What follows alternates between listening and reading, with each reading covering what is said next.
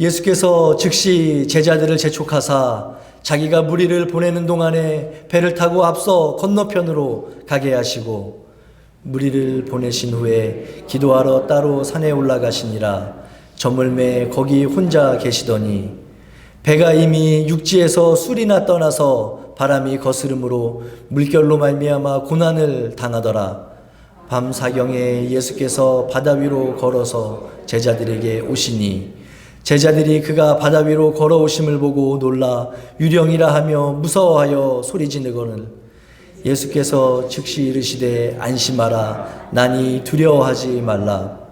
베드로가 대답하여 이르되 주여 만일 주님이시거든 나를 명하사 물 위로 오라 하소서 하니 오라 하시니 베드로가 배에서 내려 물 위로 걸어서 예수께로 가되 바람을 보고 무서워 빠져가는지라 소리질러 이르되 주여 나를 구원하소서 하니 예수께서 즉시 손을 내밀어 그를 붙잡으시며 이르시되 믿음이 작은 자여 왜 의심하였느냐 하시고 배에 함께 오름에 바람이 그치는지라 배에 있는 사람들이 예수께 절하여 이르되 진실로 하나님의 아들이소로이다 하더라.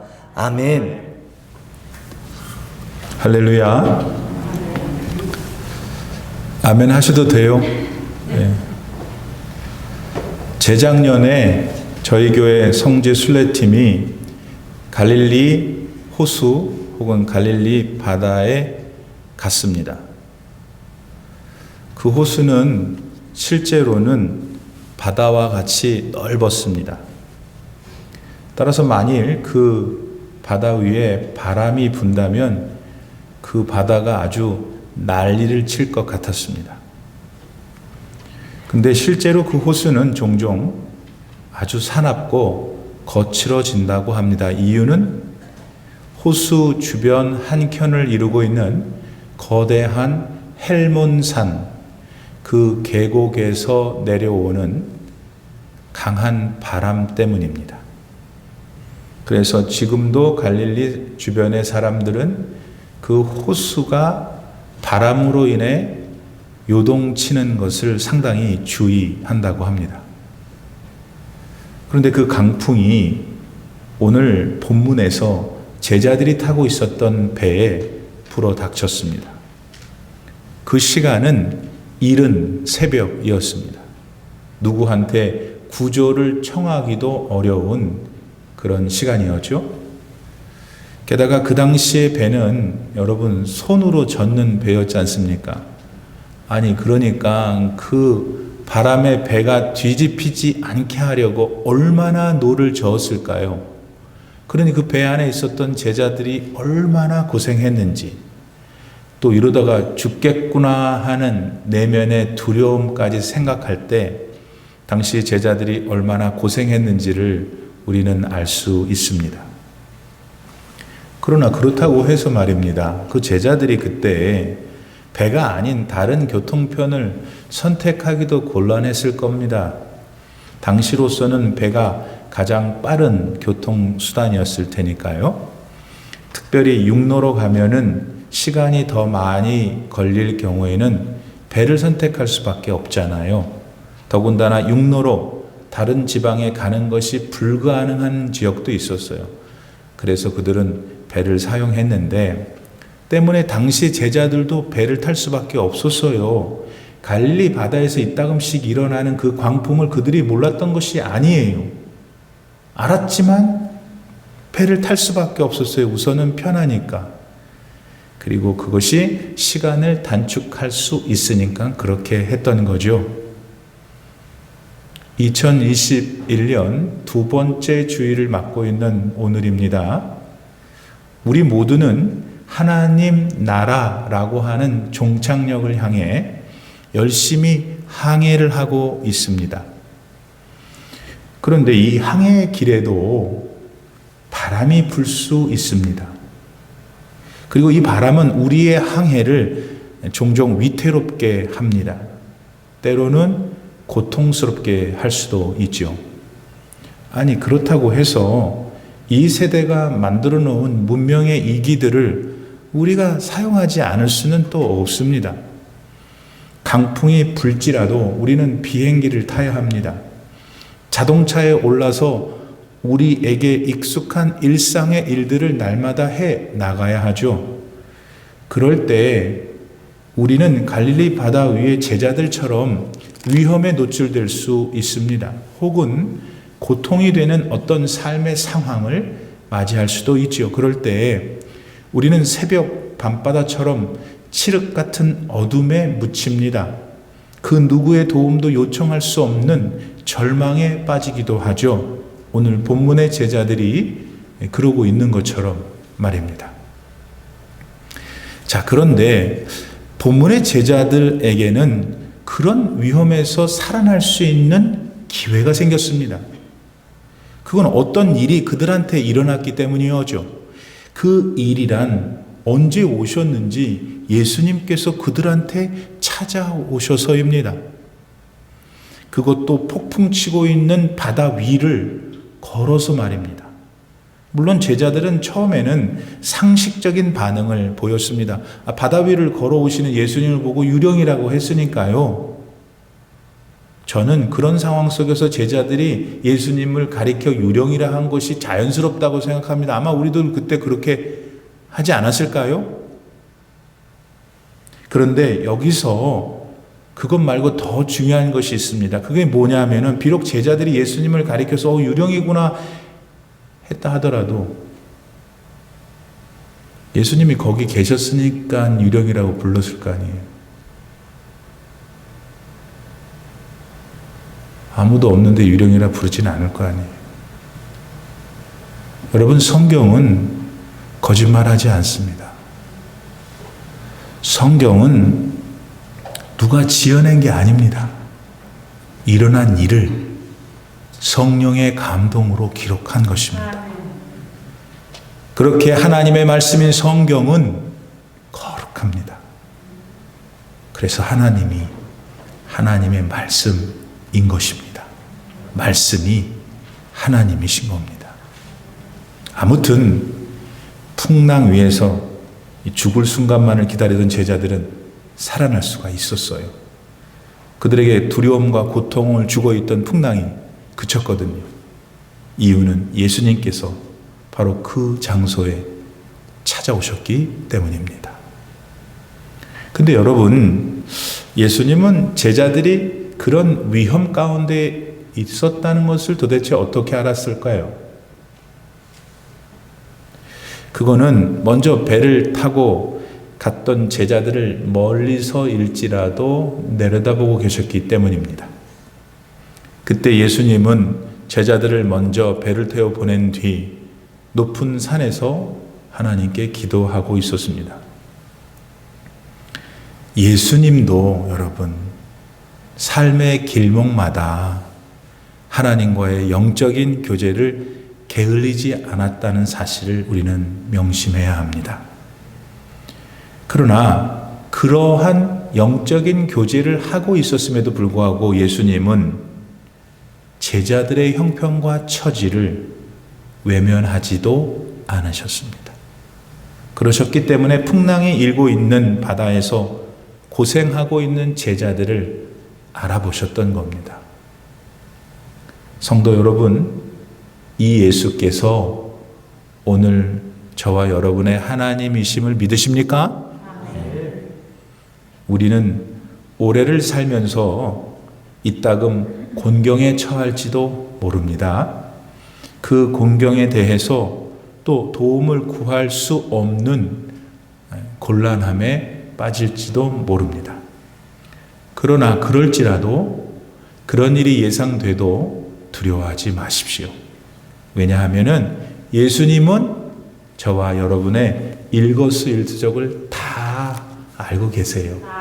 보고 계십니다. 그리고 그 어려워하는 여러분 삶의 현장에 직접 가셔요.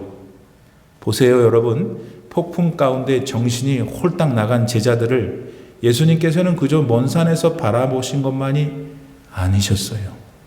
예수님은 폭풍이 몰아치고 있는 그 고난의 현장에 직접 가셨어요. 그렇듯이 여러분, 그 예수님은 오늘도 하나도 안 변하셨어요. 예수님은 혹시 여러분에게 있을 수 있는 고난의 삶의 현장에 반드시 가셔요. 그리고 여러분이 힘들 때, 어려울 때만이 아니에요. 언제나 우리 예수님은 여러분과 동행하시리라고 약속하셨습니다. 이 약속을 꼭 붙드셔야 합니다.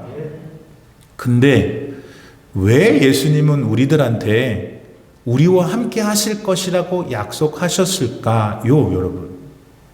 두 가지 이유 때문이에요. 첫 번째, 여러분은요, 대단한 사람들이에요. 왜?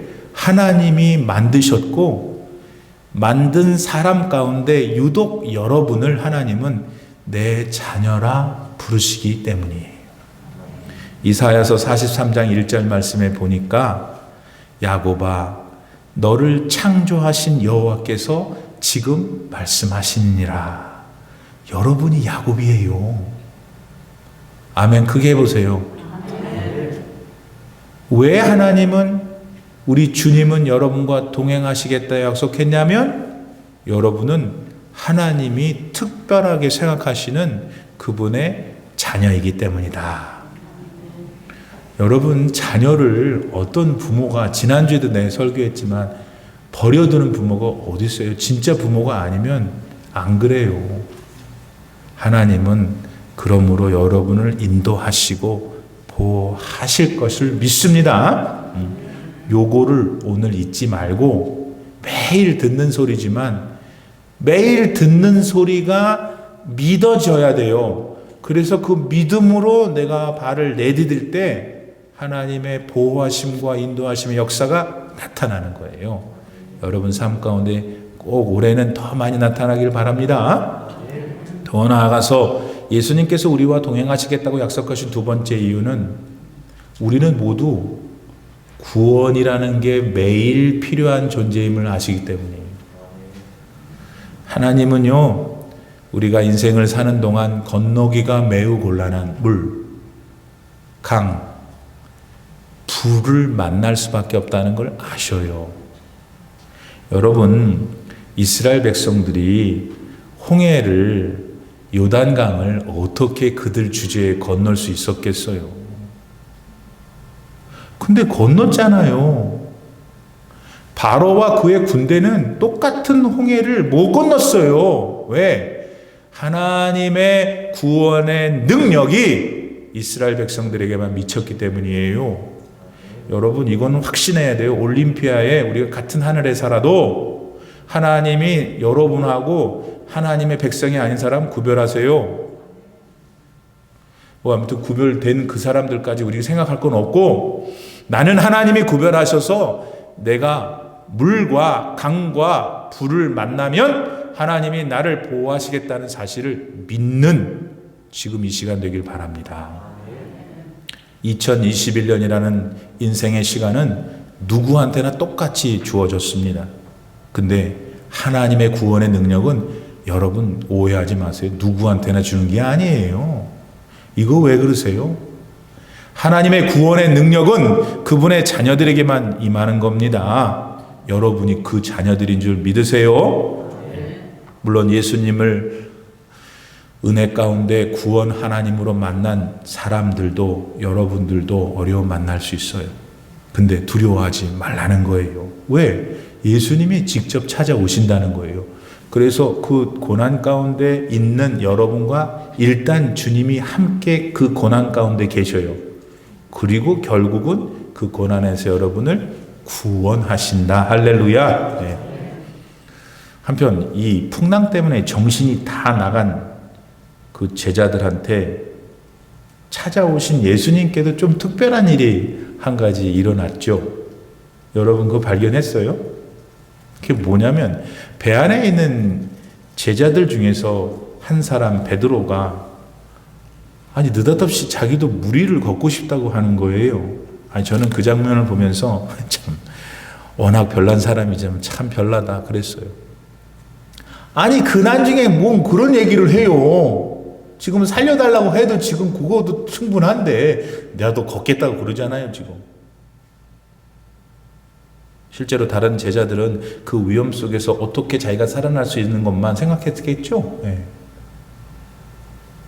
그럼 여러분, 왜 베드로는 도대체 이렇게 엉뚱해 보이는 요청을 주님께 했던 걸까요? 왜 다른 제자들은 그런 엉뚱해 보이지만 그런 요청을 하지 않았던 걸까요?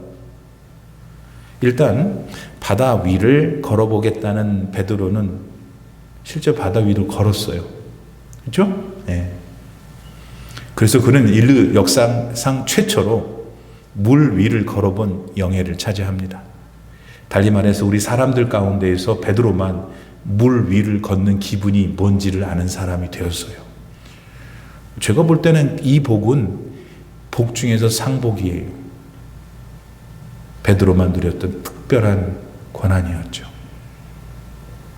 근데 이 대목에서 우리가 한 가지 꼭 깨달아야 하는 게 있어요. 뭐냐? 하나님이 주시려는 특별한 복을 받으려면 특별한 점이 있어야 돼요. 그 특별한 점이 뭐냐? 베드로처럼 모험적인 믿음을 가지고 그 다음에 그 믿음을 실행해야 돼요. 그게 뭐냐? 예수님이 바다 위를 걸어서 자기들한테 왔을 때 예수님께서 진짜 하나님의 아들이시구나, 그거 정말로 믿은 사람은 베드로밖에 없었다고 추측할 수밖에 없어요. 왜? 다른 사람은 가만히 있는데 베드로만 자기도 예수님한테 걸어가겠다고 했잖아요. 그 믿음은 예수님께서 지금 물 위에 계신 것을 보았을 뿐만 아니라 자기도 예수님한테 그걸 부탁하면 나도 예수님까지 걸어갈 수 있겠다고 믿었기 때문이에요. 그러지 않고서야 어떻게 이렇게 허무맹랑한 요청을 예수님께 드릴 수 있었겠어요? 다른 제자들은 아예 생각도 못했던 걸 드릴 수 있었겠어요? 그 사람들은 믿지 않았기 때문이에요. 자, 이런 사람이 또 있었어요. 아브라함이 그 사람이죠. 어느 날 하나님께서 아브라함한테 너 내가 100살에 준 네 아들 독자 이삭 바쳐. 그러니까 아브라함이 사실 얼마나 기가 막힌 일이에요. 75살에 주겠다고 해놓고는 25년이나 기다리게 해서 줬는데 그 아들을 또 죽이라고 하니 당시 번제물로 바치라 그랬거든요. 근데 아브라함 보세요. 아브라함 그러겠다고 했어요. 근데 하나님한테 요청하신 대로 내가 아들을 드리겠습니다고 할 때에 그 와중에 아브라함이 이상한 소리예요. 묘한 소리예요. 그게 뭐예요? 창세기 22장 5절 말씀, 22장 5절 말씀. 이 아브라함이 종들에게 이르되 너희는 나귀와 함께 여기서 기다리라. 내가 아이와 함께 저기 가서 예배하고 우리가 너희에게로 돌아오리라 하고. 보세요 여러분, 아브라함은 번제단에 있었던 모리아산까지 함께 데리고 간 종들을 물르면서 이렇게 말한 거예요. 조금 있다가 제사 다 끝난 다음에 다시 보자. 너희는 여기 있어. 그러면서 하는 말이 우리가 함께 다시 보자 그랬어요. 그러면 우리는 누구냐면 지금 번제단에 제물로 바쳐질 자기 아들 이삭을 포함해서 보자는 거예요. 아니 조금 보면 제물로 죽을 자기 아들을 어떻게 다시 보자고 하는 겁니까 여러분? 그런데 아브라함은 정확히 그렇게 말했어요. 왜? 어떻게? 자기 아들을 달라고 그러신 하나님께서는 설령 자기가 자기 아들 이삭을 죽인다 하더라도 다시 살려놓으실 수 있다고 믿었기 때문이에요. 아멘. 물 위를 걷도록 허락하시면 저도 물 위를 걸을 수 있을 겁니다 라고 베드로가 했던 거죠. 똑같아요. 믿음이 모험적이란 말이에요 여러분. 모험적인 믿음은 여러분 불가능한 걸 가능케 해요. 올해 하나님은 여러분이 요 믿음을, 다 믿음이 있지만 이 믿음을, 모험적인 믿음을 갖기를 원하십니다. 그래서 여러분 삶 속에 야 이거 불가능하구나 한 것이 가능해지는 체험을 하기를 주님 원하셔요. 여러분 올해 목표가 뭐예요? 뭐든 간에 지금 오늘 나도 이 모험적인 믿음을 가져야지. 그 가져서 그걸 좀 많이 누리는 여러분 되기를 바랍니다. 근데 이 모험적인 믿음을 실천할 때는 한 가지 조심해야 될 게 있어요. 그건 뭐냐면 하나님에 대한 의심이에요. 베드로는 다른 제자들과는 달리 모험적인 믿음을 가졌고 그걸 실행했어요. 마음에 가진 것만이 아니야. 그걸 실천했어. 말했어. 나 갈게요. 오게 해주세요. 무리를 걷게 해주세요. 했다고요. 근데 그만 베드로는 곧 걷고 있던 물속에 다시 쏙 빠지는 복병을 만나요. 그 복병이 뭐냐면 베드로의 의심이었어요. 그 의심이 언제 일어났냐면은 예수님 잘 보고 갈 때는 괜찮았는데 불고 있는 바람을 보자 물에 빠져버렸어요. 여러분, 일단 베드로가 자기가 있던 배에서 나왔어요? 안 나왔어요?